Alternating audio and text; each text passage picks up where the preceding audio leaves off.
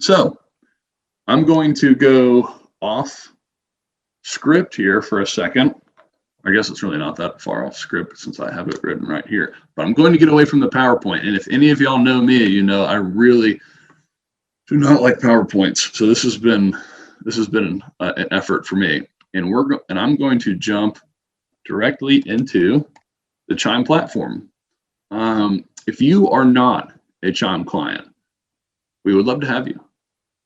But your CRM should have some of these tools that I'm about to go over in order to build automated follow-up plans. If it does not, we should talk. If you're a Chime client and you're not totally familiar with some of these tools, please visit the Help Center. So there are two types of follow-up. I call them dynamic and static. The AI assistant is a dynamic form of follow-up. I actually kind of put that in its own category. But for all intents and purposes, it's dynamic. It changes. It's actually conversational. Very, very powerful, as aforementioned. But what I want to share with you today is the way smart plans or drip campaigns. If you're not a Chime client, you would know this as a drip campaign. And this is our version of drip campaigns. We just call them smart plans because they do a little bit more than your run-of-the-mill drip campaign. Static automation is exactly what you think of when you think of a drip campaign. You build it once, it is the same way forever and ever. That's all it will ever be. It goes out on schedule, on time, regardless of what's changed. And that has value in certain circumstances. We know birthdays don't change. Closing dates don't change. Anniversaries hopefully don't change. So you want those dynamic types of campaigns because they're really good for long-term nurture, past client, sphere of influence style nurture. You want that, right? And so you can actually see, those recurring plans. This is that static type of nurture. That's okay. You want that to an extent. But when you're talking about converting leads at a really high level, that's not good enough.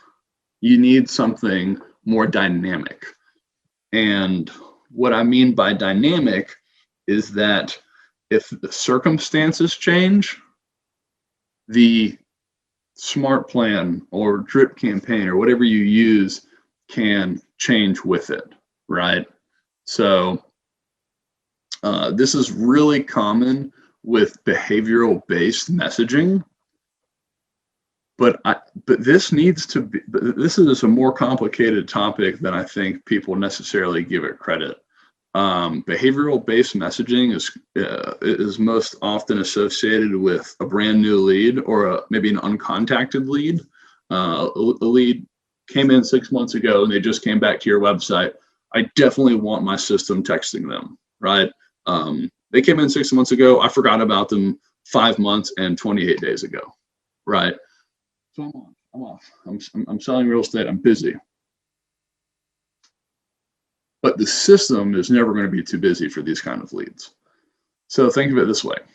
A lead, again, you've never contacted this lead. It's an online lead, no prior relationship. Returns to the website after 28 days, 4 weeks. This is these details right here are where so many people actually begin to drop the ball, because I need my system to know the difference between a return visitor that is a uncontacted lead and a client that I helped buy a home 2 months ago, right? Because what happens if a client I helped sell a home 2 months ago comes back to my website because their neighbor's home got listed, right? So now they're on my website, looking at the neighbor's house, making sure it doesn't look better than theirs, whatever. And they get a text message from my system saying, "Hey, thanks for coming back to the site.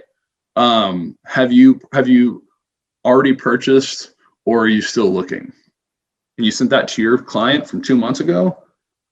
That's a bad look. It's a bad look. So I need my system to know that if someone is in the closed pipeline stage, don't text them that. Remind me or send me a notification so I can reach out to that person. If they closed 2 months ago, you can probably just let it slide.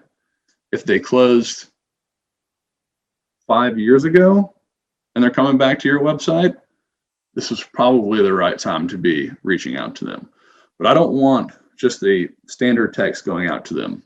However, if that is a new lead or attempted contacting or cold, I don't want to talk to that person, right? Like, I don't want to go out of my way to do this. I'm growing a business here. I don't have time for every single lead that comes back to my website after 28 days. I want the system to send a text, send an email, right? And if they respond, that's when I show up and I provide my expertise. So your system needs to be intelligent enough to be able to decipher who your leads are, and you need to build a smart plan for them that is appropriate, right? So these are this dynamic style of messaging. This is really going to enhance your long-term lead nurture conversion. You can use them for brand new leads. I think what we're doing with our AI assistant trumps all of this, from a speed to lead, new lead, lead nurture to an extent, conversation. But if you don't have an AI assistant in your business, you definitely need something like this. This is a non-negotiable. So keep that in mind. And that's a phrase that I would want you to implement into your business as well, is non-negotiable. Come up with a ruthless set of core values, right? We talked about in the beginning. Those are non-negotiables for us at Chime. If you want to work here, you have to have these core values. If you don't, this is not the best place for you. If you run a business, if you have new leads, if you have technology in your business, there's certain standards that are non-negotiables. In order to scale and grow a profitable business, this is what you have to do. And what I want to point out is none of what I've said, nor what I'm going to say, included buying any more leads than you have today, right? This is all technology to get the most out of what you already have in your business. If you don't implement this, and instead you just continue to do what you're doing and just buy more leads and fill the funnel at the top, you'll probably get more closings at the bottom. But if you're not returning, you're not increasing your return on investment. You're putting more money here, you're getting a consummate number of closings down here. Percentage-wise, ROI stays the same. And the concern there is because you have more leads, you may become more overwhelmed, so you may not be able to scale your conversion rate.